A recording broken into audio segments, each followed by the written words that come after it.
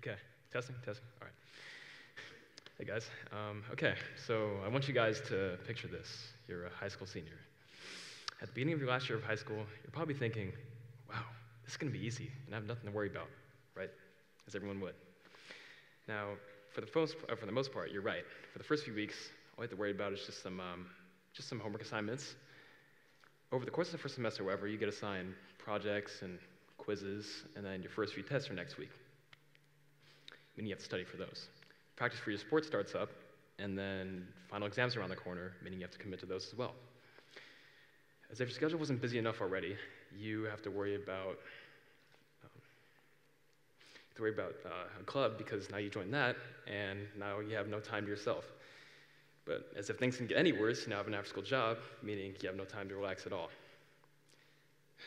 Now, does this example remind you of anyone? Friend? Classmate? Maybe even yourself? I'm sure you all understand how senior year is extremely tough, and while everyone experiences stress at some point in their life, the amount of stress, expectation, and pressure placed on a student can be extremely overwhelming, especially in high school. We students deal with stress on a weekly and even daily level that isn't healthy for us in more ways than one. And although I'm sure some of you guys can sort my argument already, this problem is not just here at Moreau, but for high schools across the country. Before senior year, I felt really different about my schoolwork, more like you guys. Things were easier to remember, hold responsibility for, and learn. Now, senior year is here, and decisions are being made that will affect not only the next few years, but the rest of our lives. In high school, there's no time for mistakes, meaning no second chances for college apps, tests, quizzes, projects, anything. Now, when I say stressed, doesn't seem like much at first, does it? Not to most people, as students get stressed out all the time. You see, this can mean a lot of things, like maybe finishing a homework packet the night before, or studying for a test that'll make or break your grade. While it technically is what stress means, the real, more accurate meaning of stress is far more severe. Stress, in my opinion, is a state of mental and emotional strain resulting from being involved in difficult scenarios. Stress isn't some quick feeling that's gone by the end of the day. It's a period of time where you feel stressed, overwhelmed, anxious, and worried, and this can last for days, weeks, months on end, even. You might feel this level of stress when studying for your final exams, waiting to hear back from college on your applications, practicing a TED Talk, or maybe, hoping to hear back about your varsity sports team. You see, when you feel stressed out, you feel your adrenal glands begin to pump, which increase your heart rate and blood pressure. Your adrenal cortex then sends out cortisol, the main stress hormone in your body, which in large dose can lead to many major health problems, such as heart disease, depression, memory problems, and many more.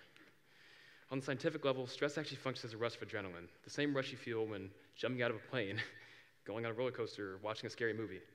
Basically, whenever your body feels threatened physically, mentally, or socially. However, prolonged stress in this day and age is terribly unhealthy due to its weakening effect on the brain and body in many different ways. So, how can you tell when yourself or someone else is feeling stressed out? Usually, the signs that indicate that someone's feeling stressed out are read physically or emotionally. Physical symptoms include lower energy, headaches, insomnia, and nervousness, like waking up at 3 a.m. anxious about your test, fourth period tomorrow. Emotional symptoms include wanting to be alone, low self-esteem, inability to be or feel relaxed, and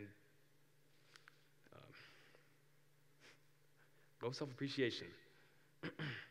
Cognitive symptoms include constant worrying, forgetfulness, disorganization, poor judgment, inability to focus, and being pessimistic, like maybe losing your laptop or having a cluttered bedroom. And changes in appetite and procrastination are also obvious signs of stress, and as any of these symptoms drastically increase over time, victims can shift from experiencing short-term stress to chronic stress. Chronic or long-term stress is far more severe and negative than short-term amounts of stress that students feel more constantly. Chronic stress often results in anxiety, depression, obesity, strokes, eczema, permanent hair loss, and other dangerous health effects on the human body that can result in permanent damage and even death. Many high schoolers experience at least a handful of these symptoms throughout their high school career, most notably throughout their senior year. One person who comes to mind is my friend Arun.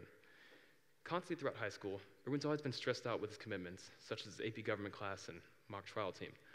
Arun told me, although I have a pass for mock trial, it's a massive time commitment of 6 hours a week, which is insane. I've heard him share about how he has to manage his commitments and responsibilities to the point of losing 2 to 3 hours of sleep every single night. And my friend Amar, who I know is a part of the water polo team, as well as has his own AP classes, feels stressed too with this pressure senior year weighing in on him.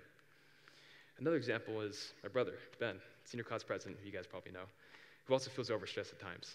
On top of his advanced composition English class, he often has to get up early for senior council meetings with other members of council in order to discuss event planning and more regarding the high school. And that's just scratching the surface. I know dozens of students who have trouble with maintaining their schedule and commitment all throughout high school, including some of you guys. Each their own varying sources of stress. And while there are many different sources of stress, possibly infinite, there are 5 main contributors that dominate the life of every high school student. One stress factor for high school students is the sudden influx of various responsibilities. Over the course of the semester and the rest of high school, students constantly obtain more and more responsibilities, such as driving a car to working at an after-school job and even running a club. These responsibilities become numerous and appear at the same time in life, requiring students to learn each of these skills on their own at such a fast pace that they have a hard time learning to manage all these commitments at once. On top of students juggling these activities to develop necessary life skills, they need to prioritize being taught in school. Tougher academics have demanded that students spend hours upon hours just outside of school just to write a 10-page research paper, and for what?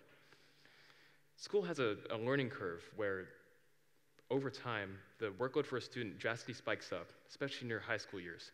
But a study by the University of Phoenix College of Education shows that teachers assign around 3.5 hours of homework a night on average.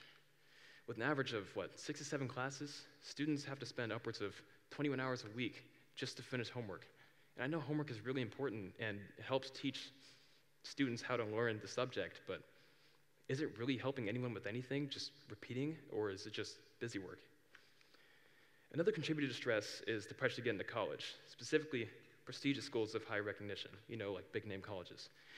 A lot of pressure from parents may arise from choosing a college, especially meeting their expectations and demands. The pressure from parents sometimes even exceeds those of a school or mentor due to their hopes for the children's future to succeed, more so than themselves. These parents get caught in what's best for their kids by their own standards, however, and push them to their limits without any regard for any input or opinion from them. One problem stemming from the social life of high school is acceptance. By the end of freshman year, there's already a lot of solid friendships, groups, and cliques that only really want to hang out with one another. Because of this, many students try to fit in or be in the spotlight when really it shouldn't matter at all. High schoolers especially feel that they need some sort of inclusion acceptance from those around them, despite how little of importance it really is to belong with people we're only with for, 4 years of our lives? We come to school to learn, so how come students care so much about fitting in? Even though it's fine to make friends here and there's a lot of people who change who they are and who they want to be someone or something else, just to be popular or be well known with everyone else. When a person tries to be something that they aren't, it just stresses them out more because they care more about what other people think than what they think of themselves, or more importantly, who they really are. The last notable stress factor for the average high schooler is fear of failure, which comes from the pressure that mentors, students, coaches, teachers put on other students and kids, just hoping to push them toward being something greater. Just like homework, pressure can build up as different people demand different results from different responsibilities. Fear of failure piles up over time and seems to be something that almost any high schooler could admit they felt for a long time. Uncertainty about the future comes from this fear of failure, which drives students to believe that they aren't capable of success or supporting themselves. The future's never really certain, and we don't know what's next, especially after high school and after school in general, when we have to support ourselves and live our own lives on our own. The solution to solving stress isn't a collective idea.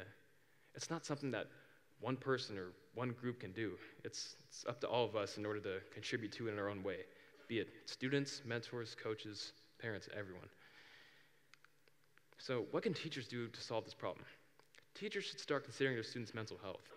Students can be treated fairly with their workload and responsibilities and treated as a concern, not simply for business and education, but for their own personal health.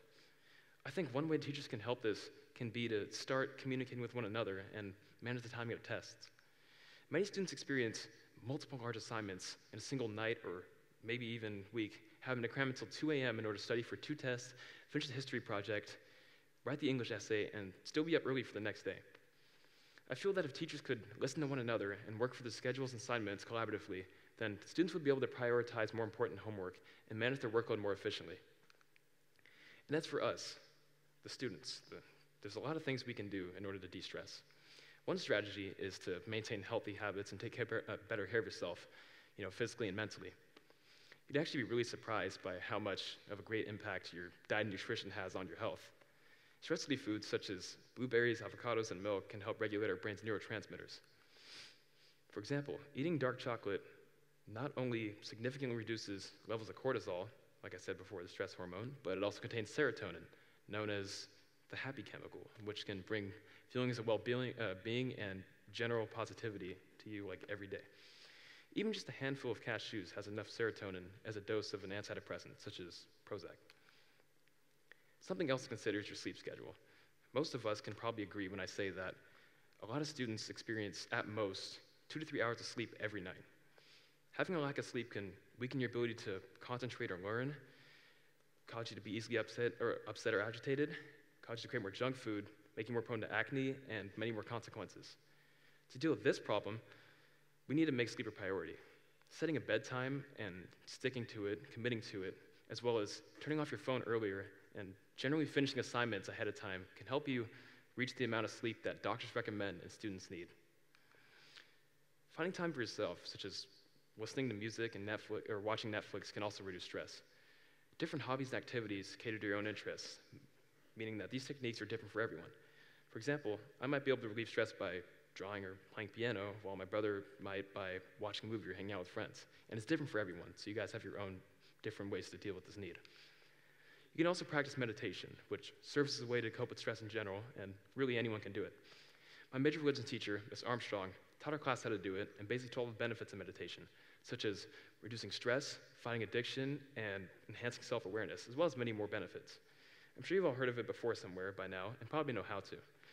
Meditating serves as a way to de-stress yourself and live a healthier life, and it's easily accessible with a wide collection of meditation apps for your phone.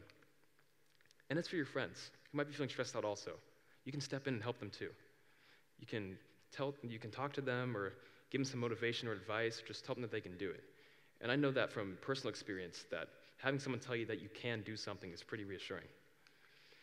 With all these solutions, we're another step closer to a healthier high school career for not just seniors, but for all students. So clearly, the question isn't if we should reduce stress and solve the problem, it's when we should, and that time is now. Thank you.